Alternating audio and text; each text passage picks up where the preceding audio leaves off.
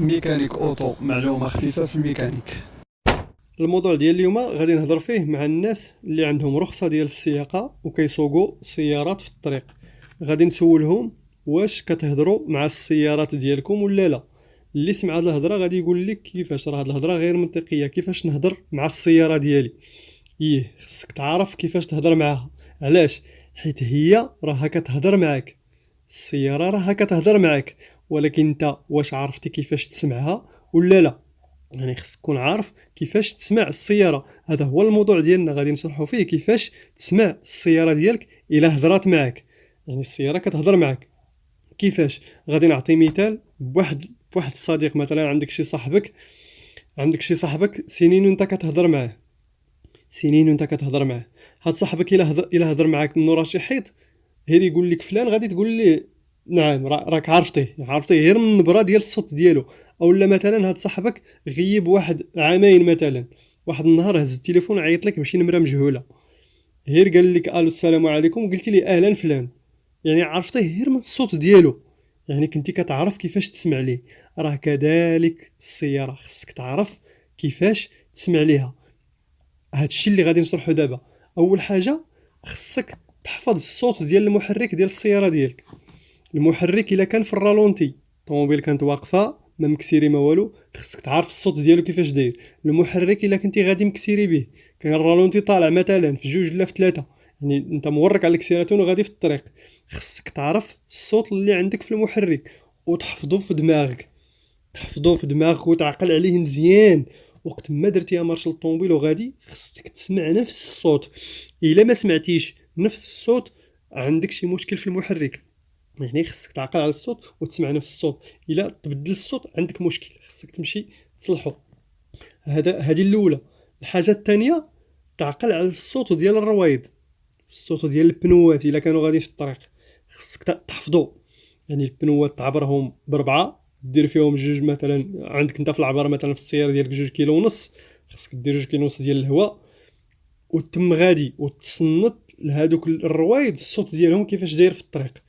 الا تبدل عليك هذاك الصوت ديال هذوك الرويض اللي معبورين العبار مزيان، الا تبدل عليك الصوت راه فيهم شي مشكل، اما شي وحده مبيسه ولا شي وحده ناقصه ولا شي وحده مثلا مقوفله اكثر من القياس، يعني راه الصوت غادي يتبدل. خصك تحفظ الصوت ديالهم.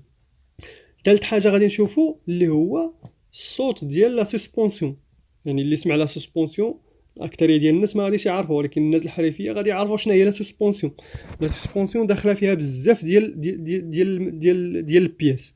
داخلين فيها الموتوسورات، داخلين فيها الرسولات، داخل فيها لابار ستابيليزاتريس، داخل فيها البيال ديال لابار ستابيليزاتريس، داخل فيها يعني بزاف ديال الحوايج، داخل فيها السيلان بلوكات. يعني كاع هاد البياس داخل يعني في لا سسبونسيون، داخل فيها الكريماير، داخل فيها البياله ديال الكريماير، داخلين فيها الروتيلات، يعني كامل هاد الشيء يعني داخل في لا سسبونسيون.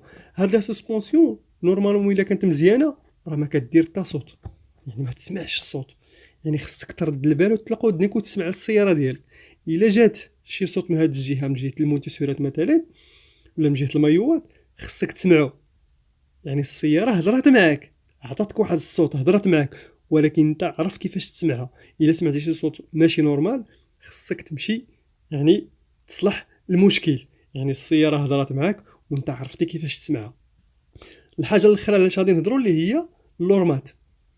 اللورمات نورمالمون تيكونوا ساكتين، ولكن فاش كيموتوا اللورمات كتسمع بحال الصوت ديال شي رحى.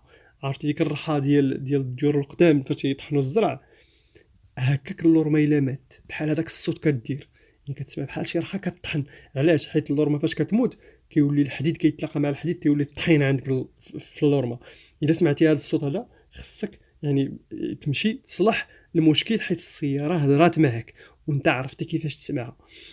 اشنا هما الحواجز اللي يعني ما كيخليوش السياره يعني تيحبسوا ديك العلاقه ديال الهضره بينك وبين السياره. يعني الحواجز اللي ما كيخليوكش انت تسمع هذيك السياره. اول حاجه الراديو، الموسيقى كطلع الطوموبيل كدير مارش، كتزيد كتطلق الراديو، كتطلق الموسيقى وتتم غادي، هنا راه ما غاديش تسمع السياره ديالك. الحاجه الثانيه اللي هي الهضره في الطوموبيل. هضره بزاف في الطوموبيل، كنتي كتمشي مع ناس مثلا تيهضروا بزاف في الطوموبيل، راه ما غاديش يخليوك تسمع، او لا ما غاديش يخليوك تواصل، او لا ما غاديش يخليوك تهضر مع الطوموبيل ديالك. يعني مره تسكت هذاك الراديو وتصنت الطوموبيل ديالك شنو كتقول، حيت كتهضر معك. يعني هكا كيفاش نهضر مع السياره ديالي. الحاجه الثانيه علاش غادي نهضروا اللي هي كيفاش نحس انا بالسياره ديالي، حيت الطوموبيل خصك تهضر معاها تسمعها، وخصك تحس بها. كيفاش نحس بها؟ يعني الا كان شي اهتزاز ولا كان شي ترعاد في الطوموبيل ولا جهه الموتور ولا شي حاجه، راه غادي يوصلك للكرسي فين جالس. الكرسي فين جالس غادي يوصلك ليه الترعاد. يعني خصك تحس بهذاك الترعاد. الا كان شي ترعاد ماشي هو هذاك، يعني كاين شي مشكل خصك تمشي تصلحو. كان مثلا شي جران طوموبيل كتطلق الديريكسيون، كتطلق الفولون دو ديريكسيون كتجرك اما اليمين اما اليسار. الا درت هذا الشيء يعني خصك تحس به، خصك تعيق به. يعني كاين شي مشكل خصك تمشي تصلحو. يعني هكا خصك تهضر مع السياره ديالك. علاش؟ حيت انت هو طبيب ديال الطوموبيل ديالك، انت هو الطبيب ديالها، انت اللي كتشخص الاعطاب ديال السياره ديالك، انت اللي كتعطي راس الخيط للميكانيسيان كيفاش يصلح الطوموبيل ديالك. ماشي كتمشي تلوح الطوموبيل ديالك للميكانيسيان وما كتعطيه لا راس الخيط لا والو. لا، خصك الا ديتيه تقول لي مثلا عندك شي لورما كتتكلم، راه عندي لورما في اليمين. ماشي تقول لي راه عندي شي صوت ديال لورما صافي وتخليه يبدل لك مثلا اللورمات كاملين. مثلا عندي مثلا مشكل في اليمين، هاد الجي في اليمين في اللور هنا كنسمع الصوت. يعني انت شخصتي المشكل، يعني انت اعطيتي راس الخيط للميكانيسيان. يعني هكا كتهضر مع السياره ديالك. وتفاداو الراديو والموسيقى بزاف في الطوموبيل، وتفاداو الهضره بزاف في الطوموبيل، وعرفوا كيفاش تسمعوا السياره ديالك كيما شرحنا يعني في الفيديو هذا. ما كان. السلام عليكم.